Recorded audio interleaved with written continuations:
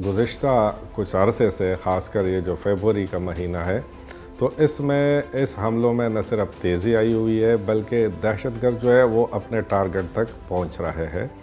और जो बड़े वाक़यात इस पे हमने देखे गुज़िश्ता कुछ दिनों में, उसमें बनू कैंट का वाक़या था जिसमें उन्होंने पूरे कैंट को यरगमाल रखा और काफ़ी घंटों तक सिक्योरिटी फोर्सेस को एंगेज कर रखा।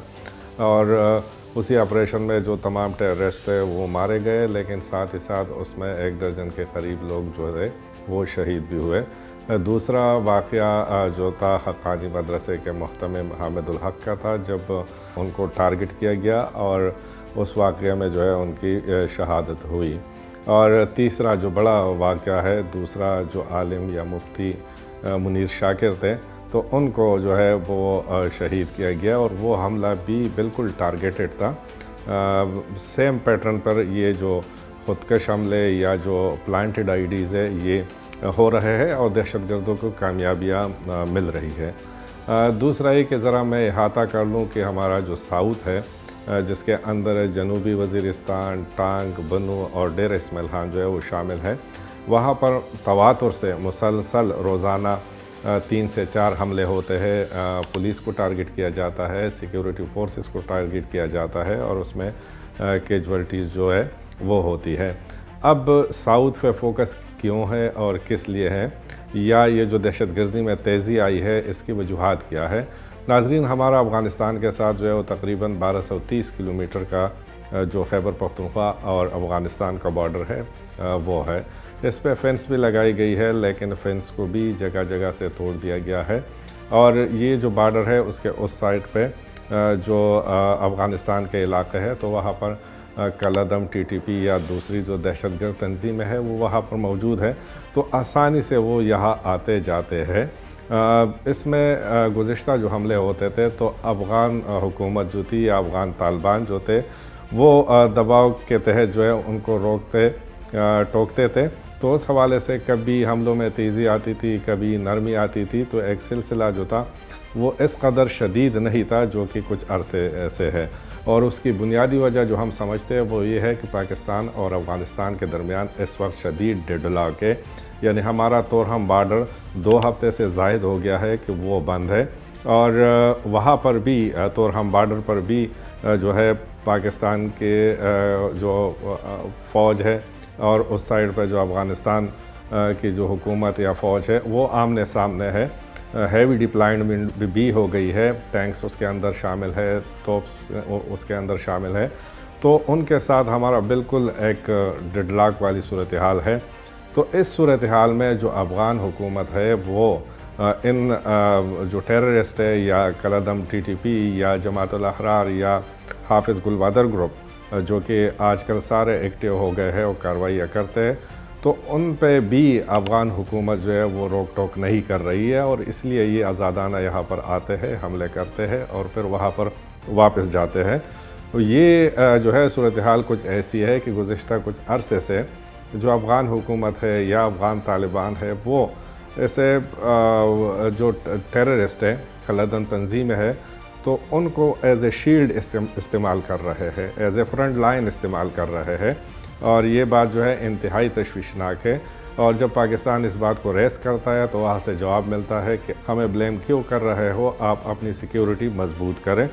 तो बिल्कुल अफ़गानिस्तान से जो है ये दहशतगर्दी हो रही है और उनकी सरपरस्ती में हो रही है, क्योंकि अगर आप किसी को रोकते टोकते नहीं हो तो उसका मतलब यही है कि आप सरपरस्ती कर रहे हो। तो इसलिए ये जो बिल्कुल कोऑर्डिनेटेड टारगेटेड हमले हो रहे हैं, तो इसकी बुनियादी वजह यह है कि अफ़गानिस्तान की सपोर्ट जो है टेररिस्टों को हासिल है, वहाँ पर उनकी पनाहगाहें हैं और एक अरसे से हमने नहीं देखा कि उन्होंने कोई मजम्मत इसकी की हो या जो कलअदम तंजीमें हैं उनको रोका टोका हो। अब बात यह है कि कौन कौन सी जमातें इसके अंदर शामिल है, कौन कौन से जो ग्रुप से टेररिस्ट जो कि खैबर पख्तूनख्वा में ईज़िली कार्रवाइयाँ करते हैं, तो उसमें तो एक जो मेन ग्रुप है वो कलअदम तंजीम टीटीपी है कि उनके लोग यहाँ पर कार्रवाइयाँ करते हैं और वो रिस्पॉन्सिबिलिटी भी लेते हैं। इसके साथ साथ जो दूसरा अब हमने देखा गुज़िश्ता कोई 1 महीने से जमातुल अहरार जो कि स्प्लेंटर ग्रुप है तहरीक तालिबान का, और इसके साथ साथ जो साउथ में वाक़या है हाफिज़ गुलबादर ग्रुप। ये जो रिसेंटली कार्रवाइयाँ हो रही है तो इत्तलाआत के मुताबिक इसमें हाफिज़ गुल बहादुर ग्रुप जो है वो काफ़ी एक्टिव है।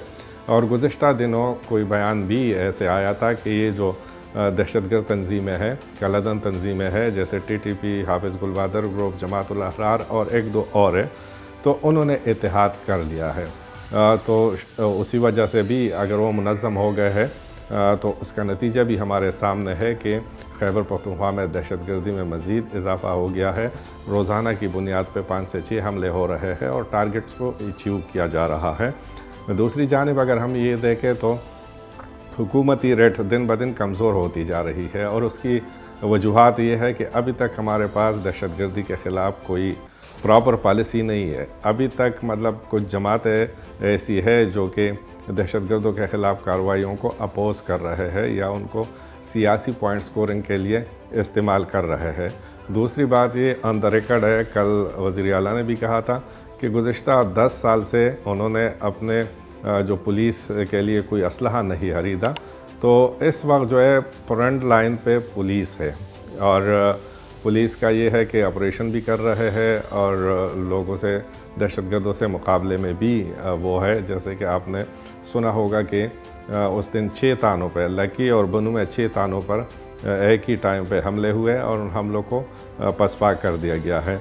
और उसके बाद जो है वो जनूबी वज़ीरिस्तान और टांग में जो है इस वक्त कर्फ्यू भी नाफिज है। उसका मकसद यही है कि ये जो दहशतगर्दी है इसको रोका जाए। तो बुनियादी वजूहात 2 है कि क्लियर पॉलिसी का न होना दहशतगर्दी के ख़िलाफ़, दूसरा ये कि हमारे जो जवान है, हमारी जो पुलिस है वो अपग्रेडेड नहीं है। दूसरी जानिब से आप देखें तो 2021 के बाद अफ़गानिस्तान से जब अमेरिका और इत्तेहादी गए तो वहाँ पर अरबों डॉलर का असलहा छोड़ा गया है और वो असलहा हमारे पास जो असलहा है उससे काफ़ी जदीद है। तो दहशतगर्दों के हाथ अगर अमेरिकी असलहा हो तो डेफिनेटली उसका नुकसान भी ज़्यादा होगा। आखिर में मैं ये बताऊंगा कि इस वक्त सूरत हाल खैबर पख्तूनख्वा के अंदर इंतहाई तशवीशनाक है। जो दहशतगर्द है वो दिन ब दिन मजबूत होते जा रहे हैं और हमारे पास कोई वाज़ेह हिकमत अमली नहीं है, वाज़ेह पॉलिसी नहीं है, तो जिसकी वजह से हमें नुकसान उठाना पड़ रहा है। और अब जो है ये कभी मुज़ाकरात, कभी नरमी, कभी सख्ती, ये वाली पॉलिसी अब नहीं चलेगी। रियासत और हुकूमत को खुलकर सामने आना होगा ताकि ये जो हम फिर से 2006-2007 की तरफ जा रहे हैं तो इसको रोका जाए। मज़ीद न्यूज़ अपडेट्स और डिजिटल स्टोरीज के लिए सब्सक्राइब करें डॉन न्यूज़ पाकिस्तान।